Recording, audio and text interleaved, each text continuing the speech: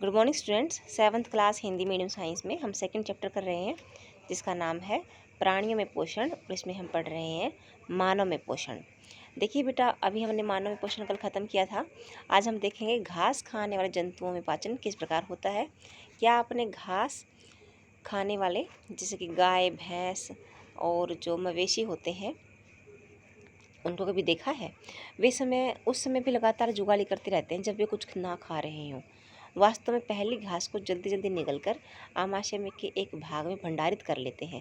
यह भाग रूमेन कहलाता है। ठीक है बेटा, आमाशय का एक भाग है। आमाशय ना 2 भागों में बटा होता है, प्रथम आमाशय और द्वितीय आमाशय। ठीक है ना, 2 आमाशय कह सकते हैं उनको।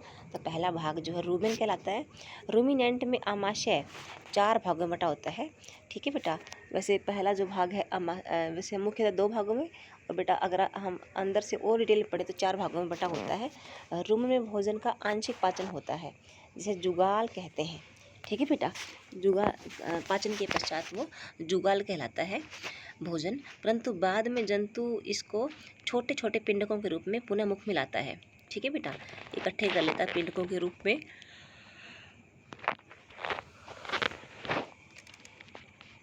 पिंडकों के रूप में पुनः मुख में लाता है और चबाता रहता है। इस प्रक्रम को रोमंथन या जुगाली करना कहते हैं। ठीक है, ऐसे जंतु रूमिनेंट्स या रोमंथी कहलाते हैं। ठीक है बेटा, आगे देखो। घास में ग्लूकोज की प्रचुरता होती है जो एक प्रकार का कार्बोहाइड्रेट है। किसी रूमिनेंट अथवा रोमंथी पशु, हिरन आदि के रूमेन में सेलुलोज का पाचन करने वाले जीवाणु पाए जाते हैं। घास में सेलुलोज होती है जो एक प्रकार का कार्बोहाइड्रेट है। जो जुगाली करने वाले होते हैं ना बेटा, रोमंथियों के शरीर में जैसे हिरन आदि के शरीर में रूमेन में सेलुलोज पाचन करने वाले जीवाणु पाए जाते हैं। बहुत से जंतुओं में जीवाणु नहीं होते, इसीलिए बेटा वो सेलुलोज का पाचन नहीं कर सकते। पहेली जानना चाहती है कि ये जंतु भोजन करते समय इसे भली भांति क्यों नहीं चबा पाते। तो बेटा बूझो कहता है कि मनुष्य मवेशियों की तरह सेलुलोज को क्यों नहीं पचा सकता। देखो बेटा, पहेली जो पूछी जाती है कि ये पहले क्यों नहीं चबा पाते, क्योंकि बेटा काफ़ी कठोर होता है और उसमें जो कुछ लार मिल जाती है या कुछ पाचक रस मिल जाते हैं तो उनसे वो भोजन नरम हो जाता है। ठीक है ना बेटा। और जो बूझो पूछ रहा है कि मनुष्य जो है सेलुलोज को क्यों नहीं पचा सकता बेटा, क्योंकि मनुष्य के आमाशय में इस प्रकार के जीवाणु नहीं पाए जाते। आगे देखिए।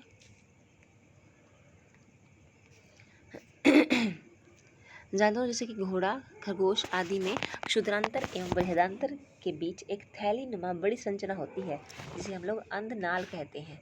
ठीक है, भोजन के सेलुलोज का पाचन यहाँ पर कुछ जीवाणु द्वारा किया जाता है जो मनुष्य की आहार नाल में अनुपस्थित होते हैं। तो ये जो जीवाणु है मनुष्य की आहार नाल में नहीं होते।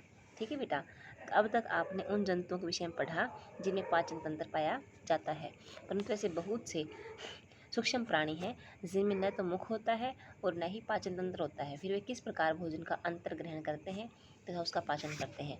खंड 2.4 में आप भोजन ग्रहण करने की एक अन्य रोचक विधि का अध्ययन करेंगे। ठीक है बेटा, जिसमें हम लोग अमीबा को देखेंगे।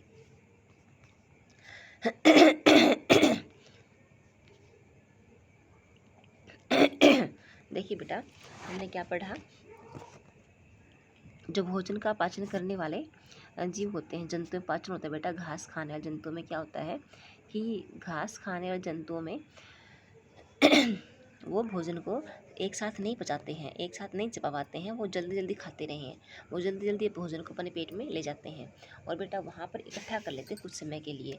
और जहाँ पर इकट्ठा करते हैं उस भाग को हम लोग क्या कहते हैं, रूमेन कहते हैं। ठीक है बेटा, यह पहला आमाशय कहलाता है। तो जो ये रूमेन से ही बना है, रूमिनेंट। ठीक है बेटा, ठीक है ना, रूमिनेंट यानी कि जुगाली करने वाला जीव। रूमिनेंट जो जीव है इनमें आमाशय के 4 भाग बने होते हैं। ठीक है बेटा, तो हाँ, जैसे कि रूमन में जो भोजन का आंशिक पाचन होता है इसे हम लोग क्या कहते हैं, जुगाड़ कहते हैं, कड कहते हैं। ठीक है बेटा, परंतु बाद में जंतु इसको छोटे छोटे गोलों के रूप में, पिंडकों के रूप में मुंह मिलाता है और चबाता रहता है। और उसके बाद उसके अंदर कुछ लार मिल जाती है, कुछ पाचक रस मिल जाते हैं और बेटा वह नरम हो जाता है और उसको चबाना आसान हो जाता है। ठीक है ना। इस प्रक्रम को रोमंथन कहते हैं। ठीक है बेटा। तो देखो क्या कह गई है, जुगाली करना कहते हैं तथा इसे ऐसे जंतुओं को हम रूमिनेंट या रोमंथी कहते हैं। घास में सेलुलोज की प्रचुरता होती है। प्रचुरता यानी कि काफ़ी ज़्यादा मात्रा में सेलुलोज होता है, जो एक प्रकार का कार्बोहाइड्रेट है। किसी रूमिनेंट अथवा रोमंथी पशु, हिरण आदि के रूमेन में सेलुलोज का पाचन करने वाले जीवाणु पाए जाते हैं। ठीक है ना। बहुत से जंतुओं में ऐसे जीवाणु नहीं पाए जाते, मनुष्य में नहीं पाए जाते बेटा, इसीलिए उनके शरीर में पाचन नहीं होता सेलुलोज का। ठीक है ना। कुछ जंतु ऐसे हैं बेटा, जैसे कि पशु, हिरण आदि, इनमें रुमन पाए जाते हैं ऐसे जीवाणु, लेकिन जैसे कि घोड़ा है, खरगोश है ना, और कुछ और जीव ऐसे हैं जिनके शरीर के में छोटी आंत और बड़ी आंत के बीच में एक थैलेनमा संरचना पाई जाती है, जिसे हम लोग अंधनाल कहते हैं। क्या कहते हैं बेटा? अंधनाल कहते हैं,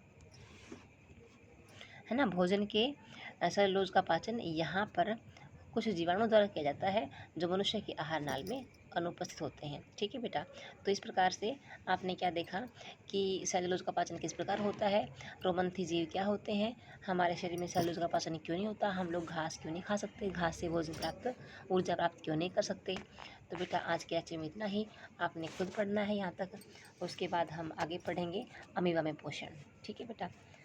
इसी का thank you and all the best.